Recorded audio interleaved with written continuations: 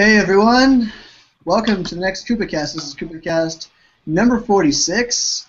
I am your host for this episode of the Koopa Kast. I'm Matthew Paxton, the multimedia manager over at PNM and PureNintendo.com, your independent source for all things Nintendo. I am joined by four more people, so we have a full house this time, and they will each introduce themselves left to right while answering a pre-prepared question in honor of this annual Games Done Quick, Awesome Games Done Quick, which is a annual charity where people play speed run a bunch of games for Doctors Without Borders.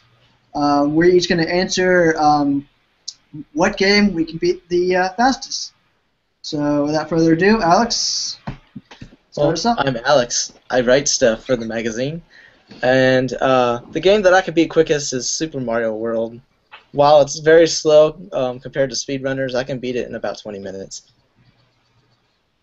So, yeah. All right, Justin? Trevor? Which Justin? Oh, J Money, I'm sorry. Oh, okay, my turn. I'm J Money, assistant editor for PureNintendo.com and PNM. The game I can beat the fastest, Cloudberry Kingdom. 1001 Spikes. Wait, no. Dark Souls. What are our hard ones? Ultra hard games. All right, all credibility of you was lost, so we're going to move on. I don't know. I really don't. And you had time to prepare an answer. Dustin? Lost Levels, that's it. Lost Levels, right. We believe you now, yeah. Next. All right, Justin, you're up. I would probably say Super Mario 64. I've played that game so many times in a row and tried to. That's probably the only game where I've tried to do like a speed run in. Other games I could probably beat fairly quick just because I played them a lot, but I think probably Mario 64 would be the quickest. All right, Trevor. I think Trevor's frozen. He's thinking. See me moving? There we go. Oh, I can hear you now. I can hear you now. Can you see me moving? Nope, I can No. hear you. Oh, for goodness. We're gonna All right. keep that nice, I'll talk as I try to figure it out. a nice pondering picture there. Yeah. Trevor can speedrun Google Hangouts really fast. I'll talk as I try to figure out what's going on here. But yeah, I'm Trevor. I'm one of the writers for Pure Nintendo P&M. And actually, it's fresh in my mind because I'm writing a review on it. But probably the quickest game I can beat is Another World or Out of This World. And I say that with a huge dash of salt because that's only from having literally played the game for 20 years across 5 or 6 consoles. So it's definitely a great game, and if you've never played it, it's going to take you a long while. But yeah, now I can beat it quick. That's a good one. Mm-hmm. Now, I just have a general question for everybody. Is speedrunning something that comes from just playing a game multiple times, or that you're just really good at it? Well, the way it works is there's a whole community of people devoted to not only practicing these games to the point where they get so absurdly good at optimizing their movements within the game, but they also find ways to use glitches to skip large portions of the game to cut down on the time. Do you guys think it's fair to use glitches during trying to finish a game quick? Well, they actually have their own little levels there. Some of them have 100% speed runs, or some have any percent speed runs. Oh, and so there's some different also classes. do have glitch-free speed runs. Well, they're just. And, I mean, So they're all whatever in camp you're in, categories. there's something for everybody. It's nice. Mm-hmm. So some I'm of not them fond have of- tool assisted things like that too. So They're entertaining to watch, Yeah. but I never really think about them in terms of raw skill or anything. Alrighty, just general question. Moving on. Yeah. And I figured My I might as problem well with tool answer. assist. What's up, gotcha. Alright. Trevor? Mr. Trevor, come back. Don't leave us, please. Did we lose him completely? You can't hear me? You All right. can't see me? There we go. Oh, we can hear you Oh, now. come on. Oh. What in the world? You said your problem with tool assisted was what? Then you cut out.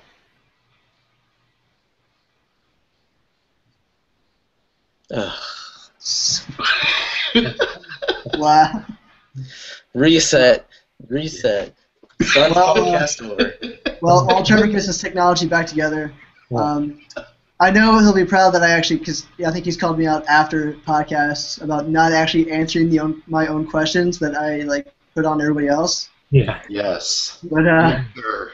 I actually have like I was saying earlier about the multiple categories. I have my fastest 80% speed run. It would probably be Mario 3. I could probably do that in 20 minutes. Super Mario 3 if I can just really just on fire that day. But my fastest 100% speed run is probably Mega Man X2, and I can probably do that around an hour 20. Very I have a nice. confession to make. Mega Man is too hard for me. I can't beat a Mega Man game. The X series is much easier in my opinion than Mega Man Classic. Yeah, I always enjoyed the Mega Man X games for that reason. The original Nintendo ones were beastly. You guys are going to probably all beat me down here, but I don't think I've ever played a Mega Man game. No! That's for me.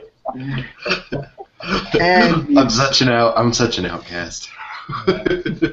I like the Mega Man games. The X ones are probably my favorite, but I actually really like the Zero ones. Mega Man Zero, Mega Man Z, all that stuff.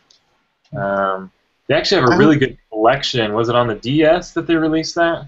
The Mega Man yeah. collection? That was a I'll really have to check that out. I've wanted to play those games, but I never had, because Zero is awesome. Yeah, they actually have the Zero collection. I think there's 4 of them. There's 3 or 4 of them, I think. I thought there was 3. There may just be 3, but I thought there was one. I remember looking at it and I was like, oh, I didn't even know there was another one. But Well, because then it goes into Mega Man ZX, I think, right?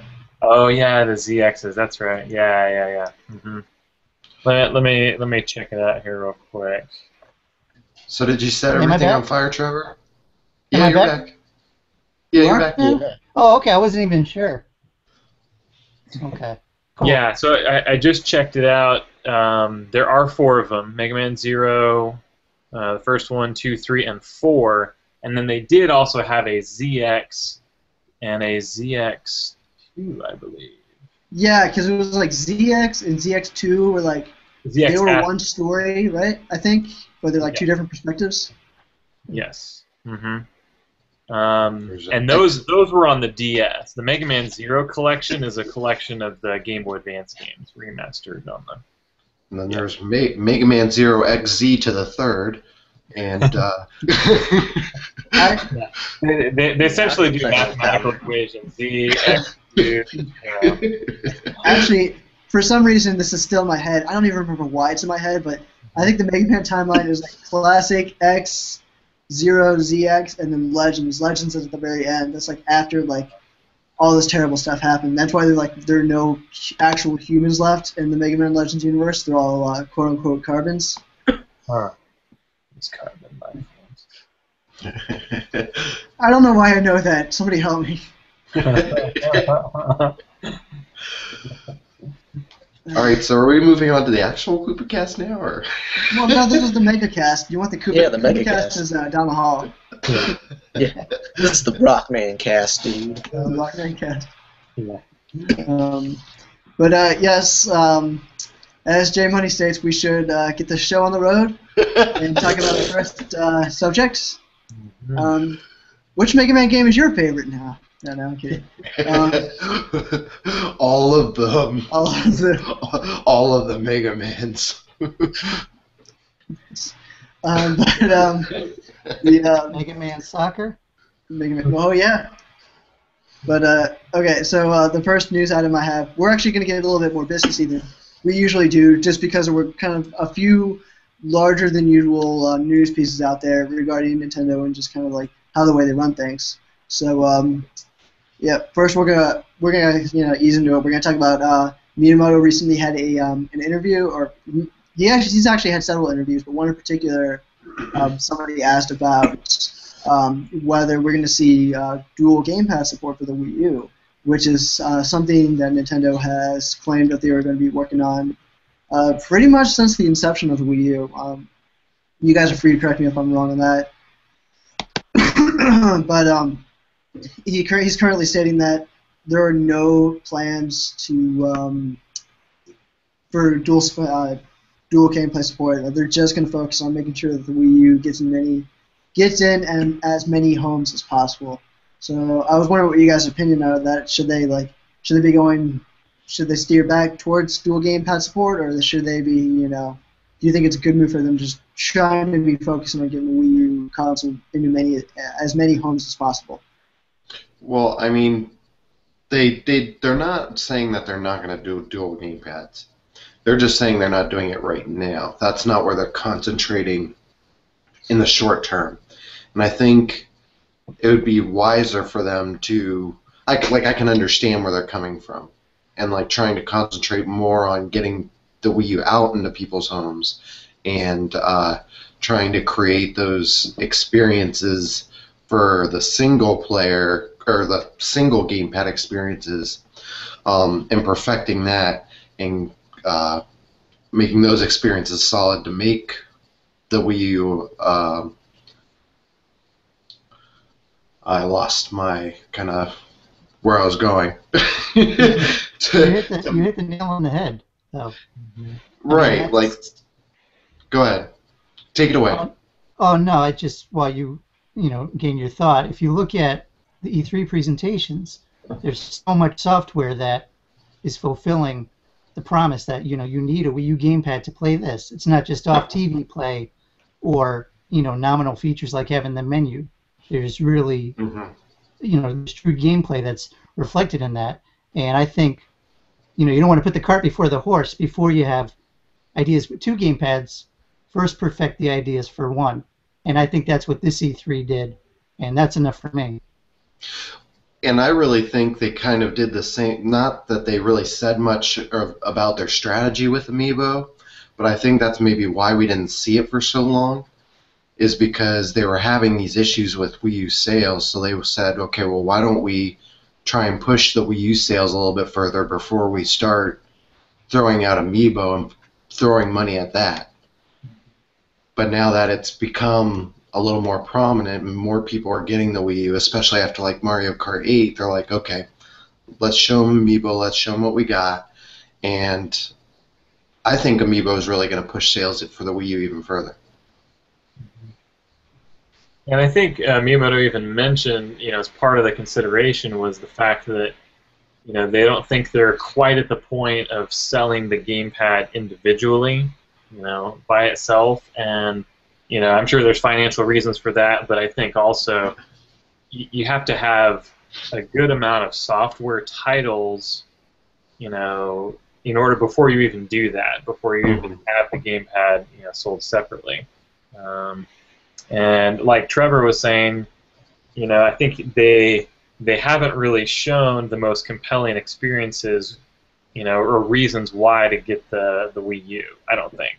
I think third parties, have actually done a better job up to this point of, showing the unique features of the gamepad. I still think Rayman Legends is one of the best examples on the Wii U. Creativity-wise and what they did with the platforming in Rayman Legends on the Wii U gamepad.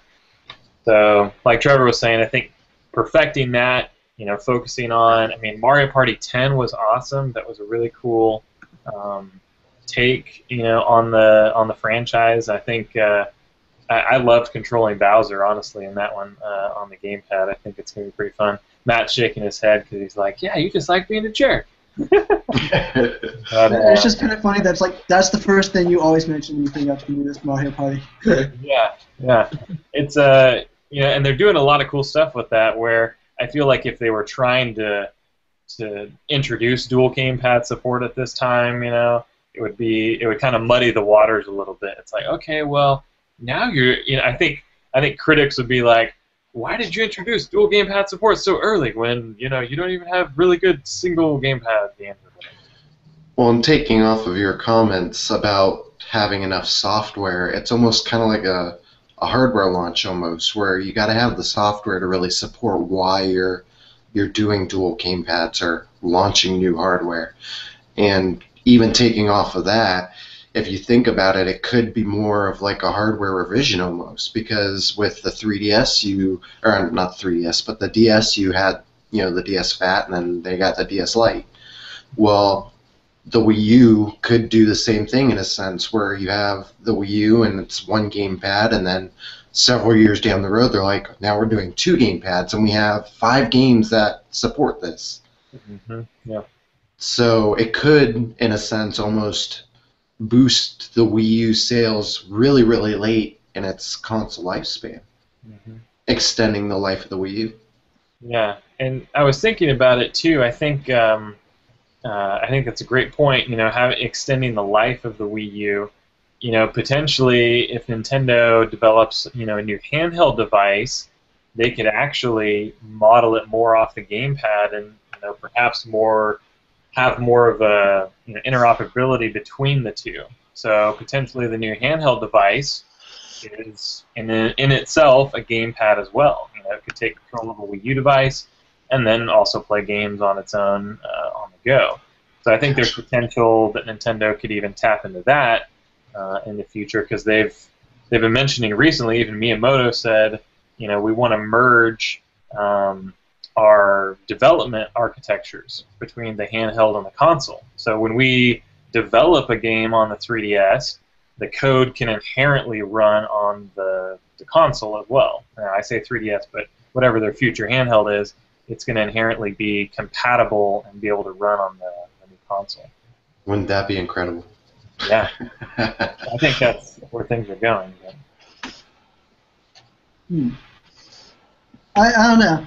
I mean, I think about that, like what you just talked about, like a handheld being compatible with like the system. But I'm just like, I don't know, maybe because like the Vita, I hate to. I knew you were going to go there. There's no, I can't think of a good way to say it or a general way to say it. Like I think of the Vita and I get scared. Vita sucks. Oh, sorry. Well, I mean, this is the Koopa Cast at Core Nintendo, but I'm still going to say it because I'm writing this cast. The Vita is not a bad system. It's just that the support wasn't there. Development is expensive for it. Yep. Yeah, and so and there's risk. And there was actually a good article I just a good article I just listened to, I guess, about kind of like what befell the Vita and like what was one of the causes of its downfall, and it was like high development costs, coupled with developers not wanting to take a risk on the system, and then it just kind of spiraled down that way. And a combination of sales, and it really, I think, even watching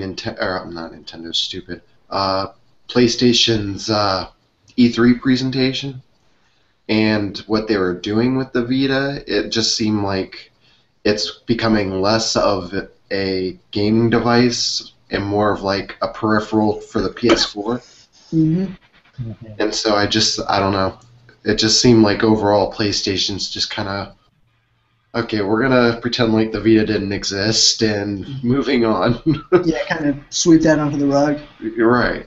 Which is, which is kind of like, there are only so many things you can do at this point with the Vita because it's been out for a number of years now, and your options for like trying to revive that thing are very, very limited, if there are actually any options to reviving the Vita.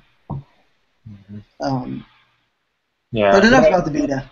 Yeah, what I think is different about the Vita and a potential, new Nintendo handheld that works as a gamepad is it could inherently work with every single Wii U game out of the box.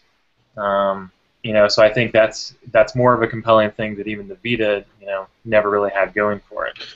Well, and if let's say they did make something that was more along the lines of a Vita, like an HD handheld console that could work with the Wii U as another controller, similar to the gamepad, blah, blah, blah. Then you can have the potential of actually taking your console game with you and playing at home and then saying, oh, well, I've got to jet somewhere, or, I've got to run here, there. You can just take it with you, and you have your console game with you at all times.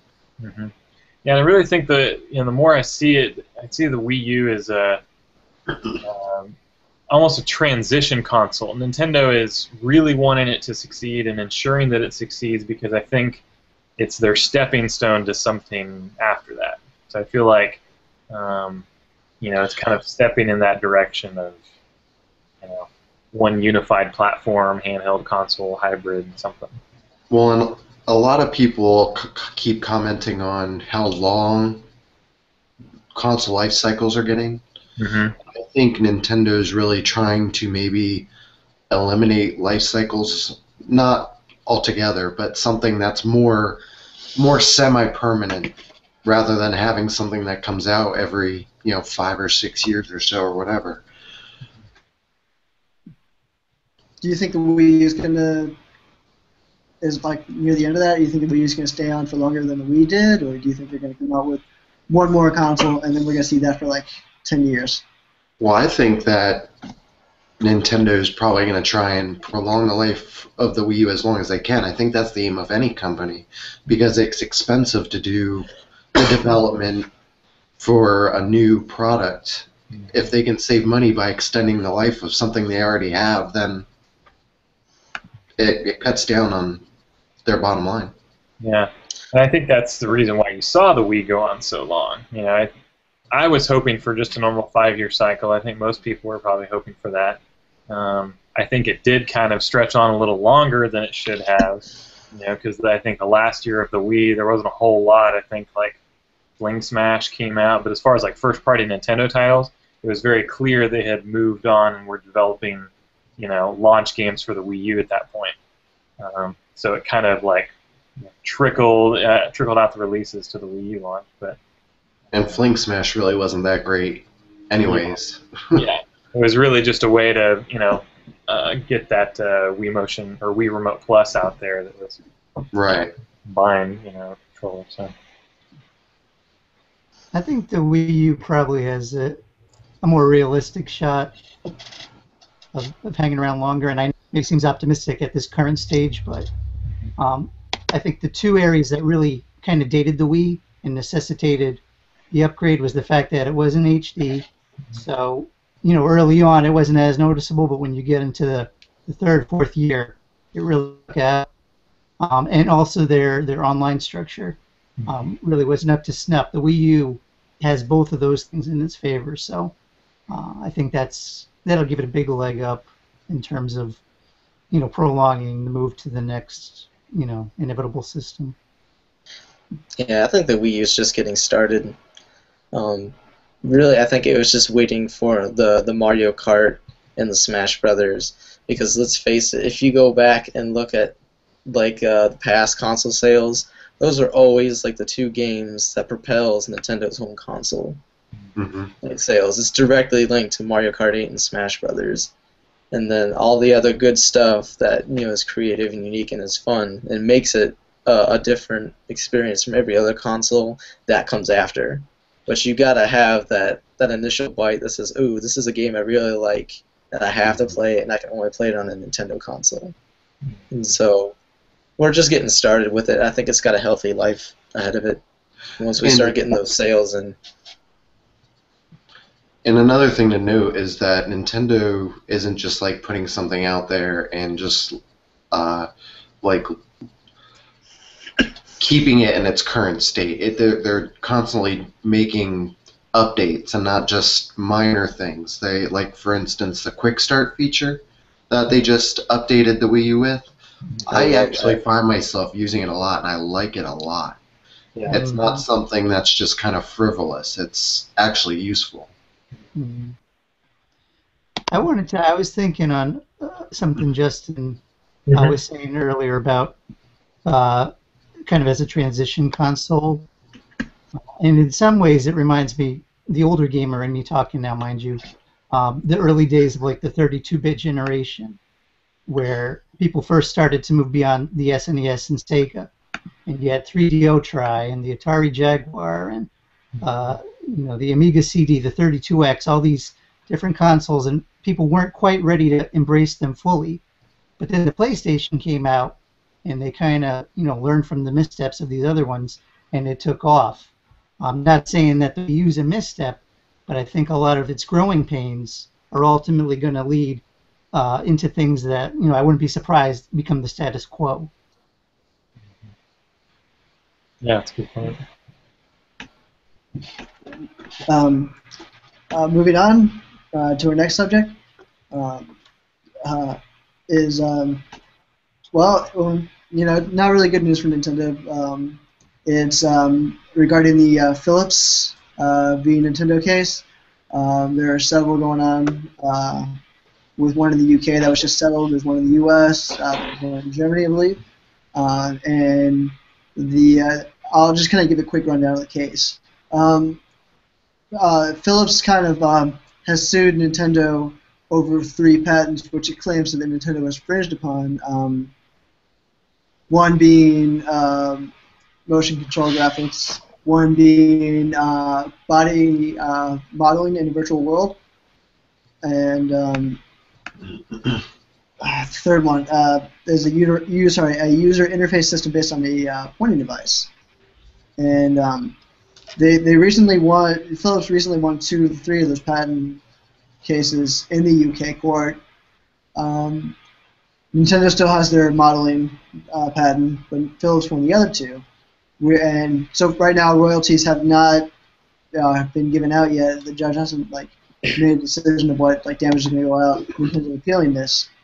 But the implications of this are, if anybody has looked at the U.S. case at all, as part of action that Philips wants taken, if they win the case, is royalties amounting to 3 times the amounts of damages, I believe.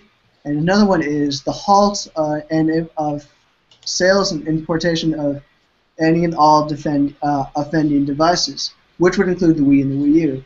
So what we're saying is if Philips wins the case in the U.S., kind of like what they're doing in the UK, then Nintendo would no longer be able to sell the Wii and the Wii U consoles in the United States. So that's kind of the importance of this court case going on right now. And I just kind of wanted to gauge people's opinions about this case. So, anytime anybody wants to chime in on that. I'm not overly worried about it myself yet. And I'll tell you why. First of all, even in the instances when Nintendo has, initially lost a patent dispute, they oftentimes will win it on appeal. In fact, of the 3 claims, one of them, like you said, was already dismissed. What I found interesting in reading the comments is, and I don't remember exactly, but the judge basically said they didn't give a compelling enough reason. Which makes me think maybe their legal team had an off day, maybe they got a bad judge, maybe it was a combination of both of those things. Let's see now how they bring their A game, the legal team, when they're forced to, having lost this initial ruling. Let's see what kind of judge they get. Let's see what kind of, I don't want to say momentum because that's not the good word, but they've been pushed into a corner. Let's see how they respond. If the U.S. follows suit, then I think it's time to worry. Right now, I think it's a little premature. Well, and even if they did initially lose this this patent case, it's not the end of all ends. They can appeal. They can go back to court and try and win it. And like you were saying, they can most times get it reversed or whatever. But also, I think Nintendo would be more apt to settle than to say, okay, yeah, we're not just gonna sell the Wii U or Wii in the U.S. or elsewhere.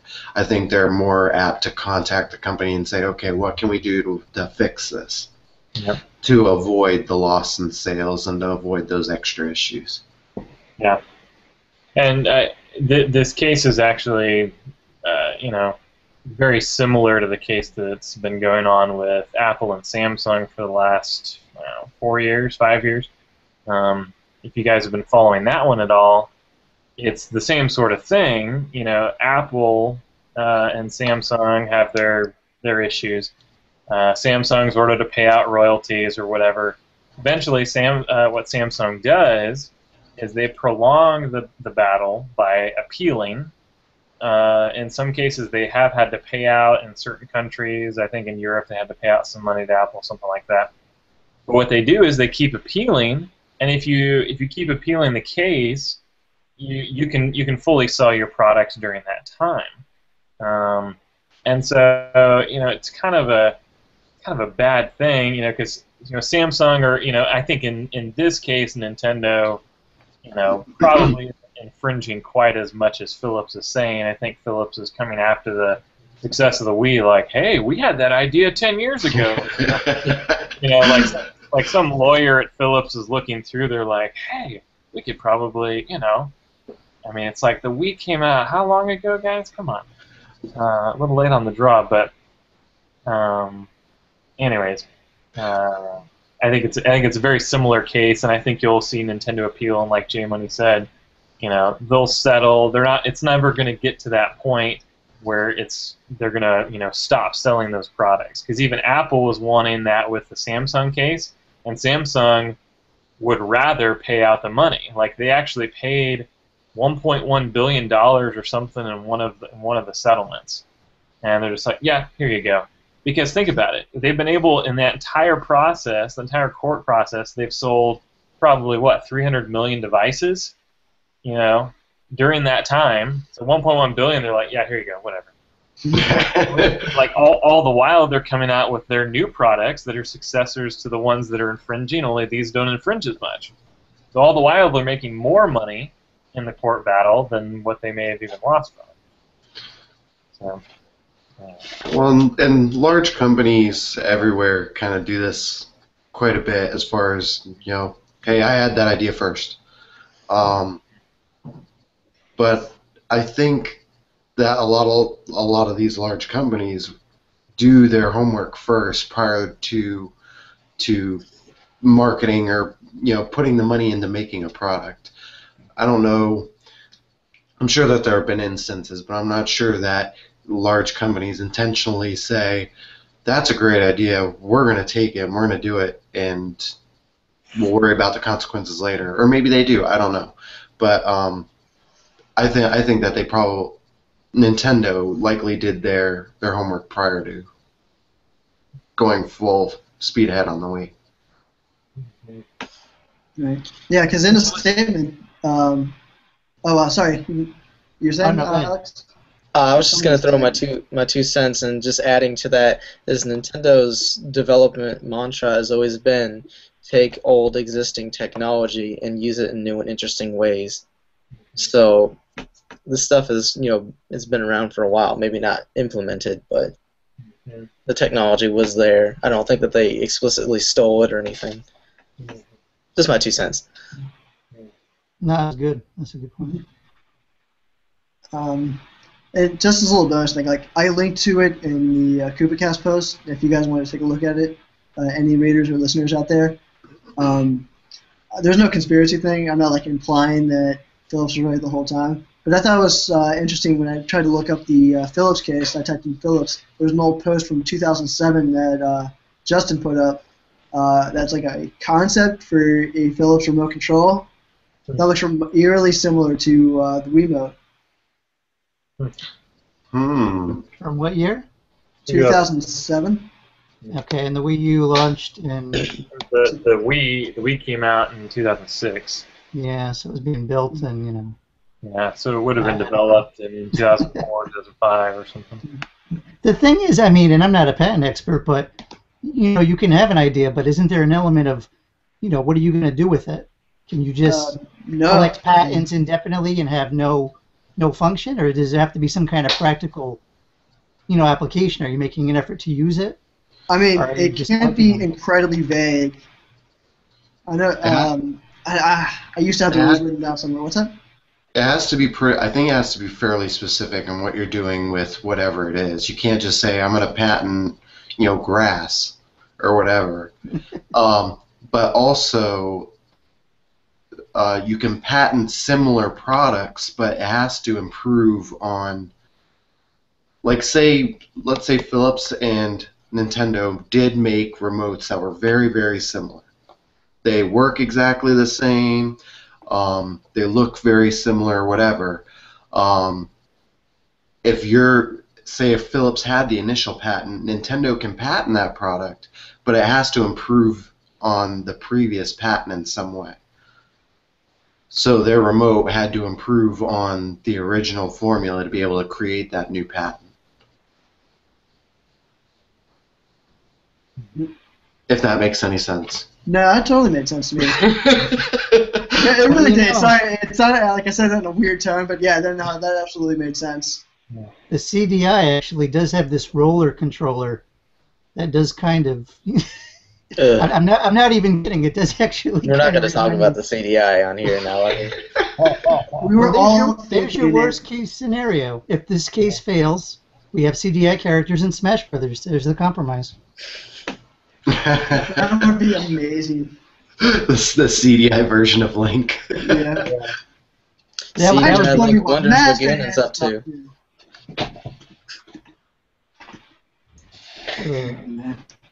God Anyway. help us all. Just kind of switching off to the next subject here. We're just gonna leave Phyllis behind. Man, I love your segues. Thanks. They're great, aren't they? I know. Well, you tell me a better way to segue from the Philips versus Nintendo case to EA not putting out FIFA 15 for the Wii U. Epic segue. Next subject. No. You don't give me nonsense and just come in with that. That was a terrible segue. I'm sorry.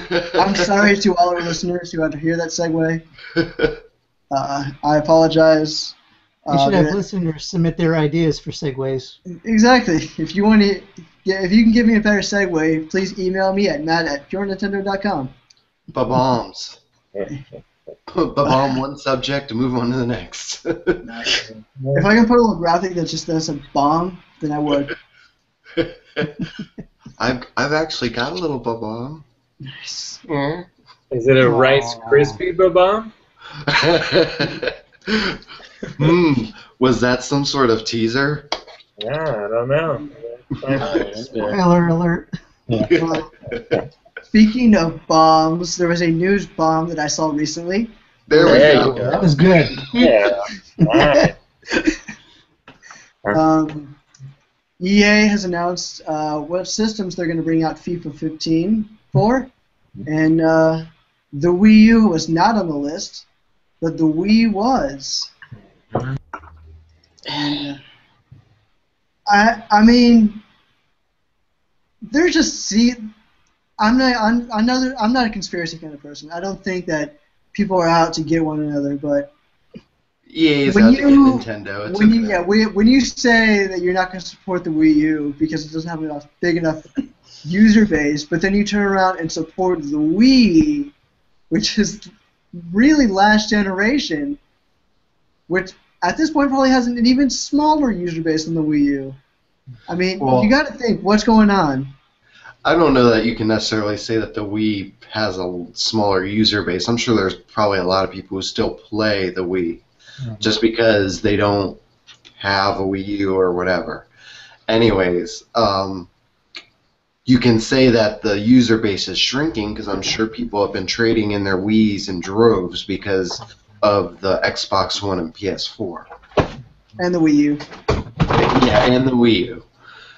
But you could make that argument. But I agree with you, and it doesn't really make any sense to support last generation software and just say, no, we're not going to make one for the Wii U. That just doesn't make sense whatsoever, especially since they came out with FIFA 14, or was it 13? Yeah. 14? Yeah. But they had The same game, different subtitle. Legacy. Right, Yeah, They had a that was FIFA literally a launch. last year update. I believe that was a huge controversy, actually. That while other games got new mechanics, Like only certain games just got like just a straight up roster update, and that was it. Well, the EA thing's been a controversy from the beginning, so. Yeah, and just to provide some context on this post, I didn't see it as that big of a deal. It's kind of like business as usual at EA. But if you go back and you look at FIFA 13 and FIFA 14, FIFA 13 was on the Wii U. FIFA 14, last year's title, was the exact same platforms that this new one is. So it's kind of interesting. People are like, "Oh, it's not on the Wii U." It's like, well, last year's wasn't on the Wii U either. So, they're at least consistent. Because if you look at last year, the FIFA 14, it was on 3DS, it was on Wii, it was on all the other systems but Wii U. FIFA 13 was the only FIFA game released for the Wii U, but like Matt said, it didn't take advantage of some of the new mechanics that was added in FIFA 13. Or any of the new mechanics. Yeah. Go out, anyone listening, there's a video actually that shows the opening of FIFA 12 and FIFA 13, I think it is. Uh-huh. Or FIFA 13 and FIFA 14, and they're the exact same game. Like the opening is the exact same, the cinematics are the exact same. Yeah. It's just that when you go into the menu and like look at the player roster of each of the teams, that's just when the names change. Otherwise, everything is exactly the same. Yeah, I've kind of always thought this, and I know there's a lot of sports fans. I like some sports every now and then, but I've never been a fan of sports games really. But sports games are like the biggest racket in the world because they can change like a character roster and maybe a menu, and here's a new $60 game a year later. Mm-hmm.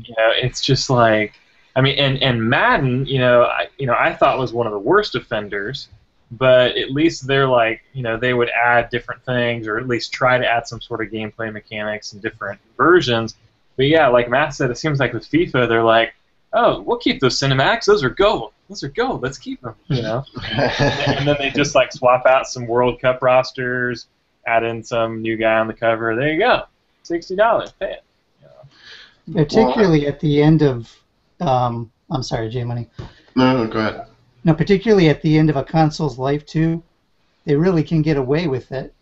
Because it's nothing new. You look back to the SNES days when the 64 was popular and they were putting out NHL 98, and it was the same game. They get away with it because the audience is more captive. There's not as many releases, so those that haven't moved on, are going to go for it. I went and grabbed something talking about the installed base thing and how it wasn't enough. Just want to show off my goofy version of John Madden for the Turbo Duo. Any viewers, tell me how much the Duo sold in North America. It was not a hit by any means. Now, granted, EA has changed over the years, but I think that's an excuse, a PR excuse. And I was talking with another gamer recently that a lot of games, modern games, have this kind of release format, especially annual releases. If you look at Call of Duty, Assassin's Creed, sports games, anything that comes out on a regular basis, has now become this like cookie cutter game where you maybe change the format a little. Like Call of Duty just keeps getting more and more futuristic. I mean, what are they going to do next? We're all flying around with jetpacks and shooting at each other. I mean, Moonraker. Patent that idea. But I mean, even Assassin's Creed is basically the same game, just a different time period. You can look at any annual game release, and we're having these issues. So I think it's just that game developers are getting dollar signs in their eyes, and it's been working. It sells, so they just keep doing it. Yeah, that's an entirely we could dedicate an episode to just that because, like you said, they are like the same games, but they sell so incredibly well. And when you get a title that is really unique that comes along, it doesn't get nearly the coverage or the sales that it needs or deserves, even if reviewers like ourselves give it a great score and say you need to buy this game. Yeah, it kind of brings up a whole tangent, but it reminds me of like a complaint against Nintendo is that they make too many sequels, right? Well, that's because Nintendo's been around for 30 years. They've had more time to make sequels. But if you look at the number of sequels per franchise per like a small time span, I mean, look at Assassin's Creed. We've had like at least 1.5 Assassin's Creed games every year for the last 7 years since it came out, right? I mean, because like there's been like two releases sometimes in a year. And it's so funny when I hear people criticize Nintendo. Oh, they're just making another Zelda or another Mario Kart or this. It's like, well, the last one came out 4 years ago or 5 years ago. Well, and even then, if you look at Mario Kart Wii between Mario Kart Wii and Mario Kart 8, they're completely different games. I mean, they're both kart racing games, but there wasn't anti-gravity in Wii. They're doing something different with their game. It's an entirely different gameplay mechanic. Yeah, You get a good track design this time around. Yeah, because it seems like the mantra of some of these other companies is, hey, let's design an engine, let's design a game engine like the Assassin's Creed one, the Anvil one, and let's use it for all of our games for the next 5 years. Right. To kind of warrant the cost of developing that engine. And not to say that these games aren't fun, because people enjoy playing Call of Duty, people enjoy playing Assassin's Creed. I enjoy playing Assassin's Creed, but I'd like to see them do something different with it. Not just a different time period, not just a different story, different assassins. I want something new to experience through their game, outside of a story or updated graphics or something actually unique to the game. Yeah. I'm trying to remember. Have we actually heard anything about a new Assassin's Creed yet? Remember they had it at E3? That was a big new one. It was all a blur. Yeah, the E3 thing happened. It's Unity. Yeah, it's called Assassin's Creed Unity. That's right. It's like 4-player co-op and all that, or there's co-op missions or something like that. That's right. It all came rushing back to me, and that's when the rigmarole happened about Ubisoft was this close to a female assassin or something like that. Or no, That's why a Unity developer tackle Assassin's Creed, build it in the Unity engine. Take some of these small games, really do Assassin's Creed Unity. See what they can do with it. It goes back to what we were saying earlier about the cost to be innovative, and then versus the risk factor if people don't embrace it. Budgets are swelling out of control, and to be fair, not that Nintendo isn't immune from it, because the new Super Mario games, are pretty similar. I love them all, but they are pretty similar. They're big sellers. You look at the sales of them compared to Sunshine or Galaxy, and they move more. So you have to have games like that to bring in the money, so then you can invest it, hopefully, in ideas. And then on the flip side, games like Galaxy, like they made 2 of them almost back to back, and I thought they were amazing. And I wish they would make another one, especially in HD. I think it would be an incredible seller for the Wii U. But I don't know. I just think more game companies should take more risk. Maybe not even on one of their huge franchises, but maybe like, okay, we're going to give you the regular old Assassin's Creed, but then maybe we're going to do a little offshoot here, and we're going to do something entirely different with this other Assassin's Creed. Like Watch Dogs? Is that what you're talking about?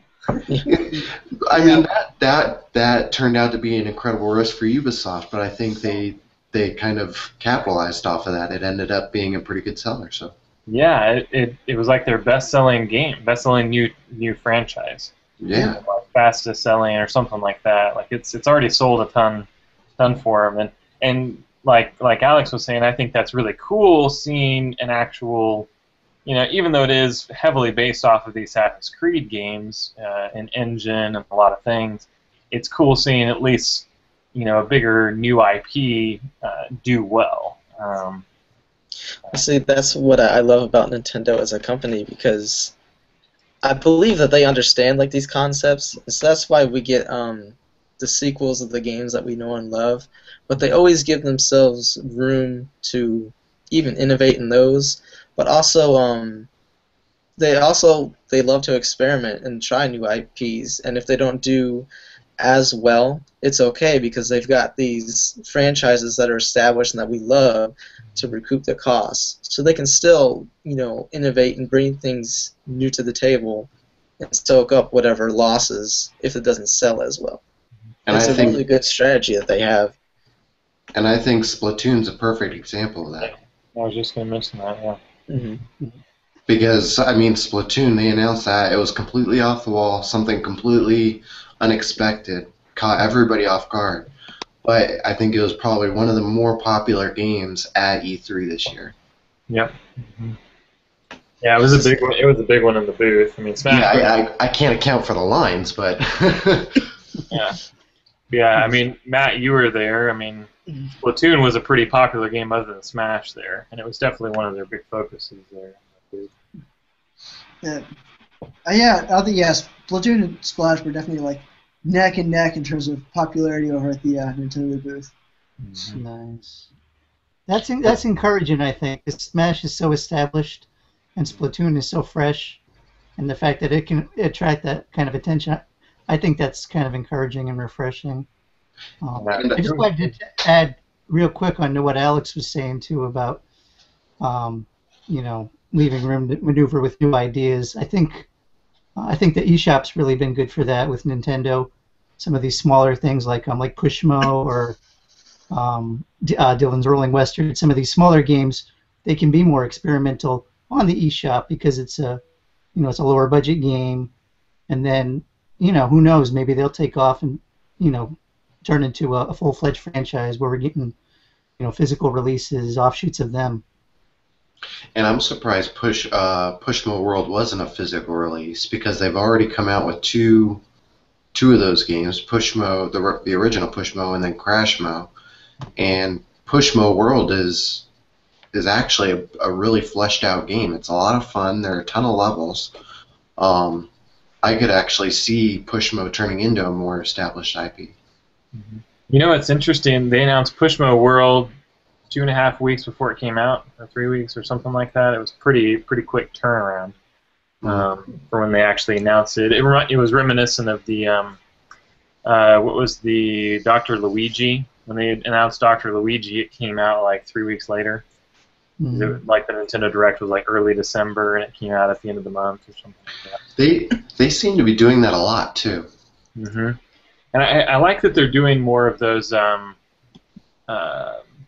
fast, like eShop only type games that they can just like churn out in the background while they're doing some of these other big retail ones. And Toad, the Captain Toad game, I think that's just a brilliant idea. I think that was really cool. Well, and I thought it was kind of cool that they took such a small portion of a previous game like 3D World that really wasn't really a huge part of the game. It was just kind of like a neat add-on. And they said, why don't we just turn this into a full game? Yeah, and I think that goes to Alex's point where he was like, hey, they're creative. They can take some of these little things and they experiment with it. And so I think that's really cool. And then and some of the other ways that they experiment with their franchises, I think Nintendo probably does this more than others, but they really experiment with the art style of their franchises. Like, you're probably not going to see a cel-shaded Assassin's Creed or a yarn version of Assassin's Creed, or I would take for that. Yeah. But so I think it's really cool, especially like the new Clay Kirby. I think that the claymation look is a fun idea, and the Yoshi's Woolly World, and so they definitely, sure, the gameplay may be very similar, and people are like, oh, it's the same game, just with different graphics, but it's still cool that they're playing around with that, and are open to that idea to change how the characters look. You know those are the sequels to Splatoon. They're going to do one with yarn, and they're going to do one with clay, and Yeah. Shoot clay, shoot yarn. But You're gonna get Mario in Splatoon with Flood. He can run around and clean up the mess. Yes. No, that was a good question that someone had about the flood. Those Splatoon questions I was reading out. Very But good.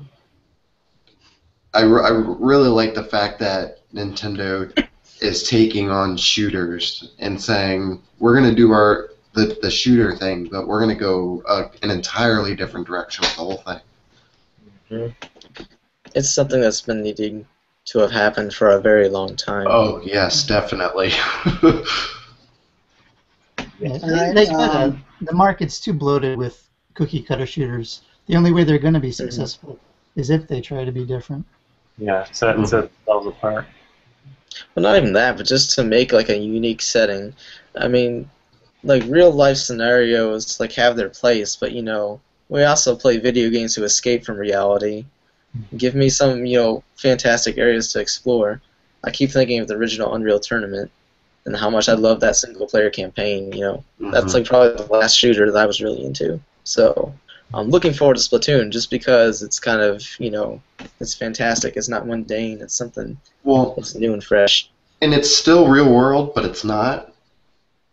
And a lot of that is due to their concept and the whole like changing squid form and even their art style. But it's real world still, but it's not so strictly real world that it's like realistic. Anyways. Yeah. I mean, there's That and the goal. definitely not as many squid people out here. Yeah. If you're sweating the game. Don't get me wrong. They're I nice have a people. bunch of squid friends. What are you talking about? Yeah. Uh, There's Squid Girl, the popular anime. I guess you guys don't watch that. Sure, But that's a great note to end on. Yeah. So we go in, starting with serious business. We end up with a recommendation for Squid Girl. So with that, I want to thank you all for listening to Pure Nintendo's Koopa Kast. If you have any questions for us, you can email us at podcast@purenintendo.com. You can also talk to us via Twitter. We each have our own little Twitter handles. You can also wait till 2 weeks from now when we have the next Koopa Kast number 47, and you can ask questions either by posting to the website, purenintendo.com, or you can do it through the Q&A app at Google+. So with that, again, we thank you all for listening, and I want to thank each of the Pure Nintendo crew for coming on this week. And with that, we will see you later. Take it easy, everybody. Bye.